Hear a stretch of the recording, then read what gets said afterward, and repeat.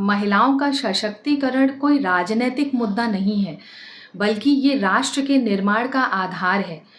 तो मैं ये समझती हूँ कि जब महिलाओं की भागीदारी बेहतर तरीके से, चाहे विधानसभा हो, संसद हो, जब हर जगह पे उनकी आवाज़ गूंजेगी, तो उसका असर जो अन्य महिलाएं हैं, चाहे वो ग्रामीण क्षेत्र की हों, शहरी क्षेत्र की हों, सभी पे पड़ेगा। उनकी स्वास्थ्य, सुरक्षा, उनकी जो भागीदारी है, उनके रोज़गार को लेकर के सब चीज़ों में बढ़ेगी। तो मैं समझती हूँ कि बहुत ही सराहनीय कदम है। और मैं एक और चीज़ कहना चाहूँगी कि 1990 में पहली बार इसका प्रस्ताव लाया गया, लेकिन हम सभी के आदरणीय प्रधानमंत्री श्री नरेंद्र मोदी जी की ही सोच है और उन्हीं में इतना दम है कि 2023 में इसको पास कराया गया और पूरी दमदारी से बुलेट प्रूफ प्लानिंग के साथ इसको 29 में लागू भी किया जाएगा।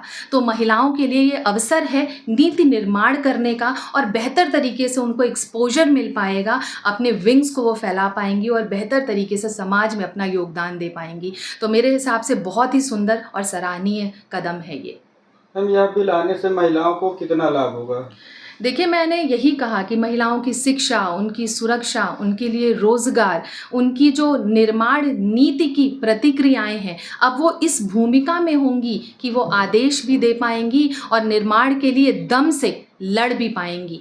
तो वो जो अभी ये आदेश आएगा और उनको जो भागीदारी मिलेगी, उससे लाभ ये होगा कि जन जन में ये एक अच्छा प्रचार प्रसार होगा और महिलाएं एक निर्णायक भूमिका में बेहतर तरीके से अपना प्रेजेंटेशन दे पाएंगी।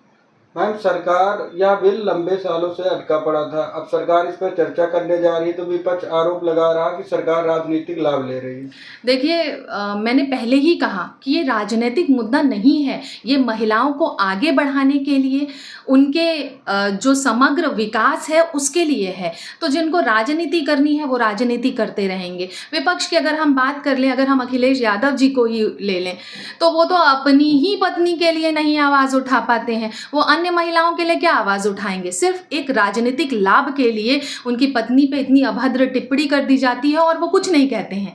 तो महिलाएं अब समझ रही हैं और शक्ति वंदन अधिनियम जो आने वाला है उससे वो अपनी पावर को पहचानेंगी और वो समझेंगी भी कि कहाँ उनको बेहतर तरीके से सुरक्षा मिल रही है, कहाँ वो नेतृत्व कर सकती हैं और उसी की तरफ जाएंगी और बता देंगी कि वो जहाँ पे भी रहेंगी वहाँ पे विकास कितना बेहतर तरीके से होता है। तो मैं समझती हूँ कि किसी को भी राजनीति नहीं करनी चाहिए, बल्कि ये ऐसा मुद्दा है जिस पे हर राजनीतिक दल को एकत्र होकर के अपने विचार को रखना चाहिए और इसका ठीक तरीके से मुझे लगता है हर किसी को प्रचार प्रसार भी करना चाहिए। प्रधानमंत्री मोदी ने कहा है कि संसद में लोकसभा और विधानसभा सीटें को बढ़ाने के लिए चर्चा होगी, क्या कुछ कहेंगे?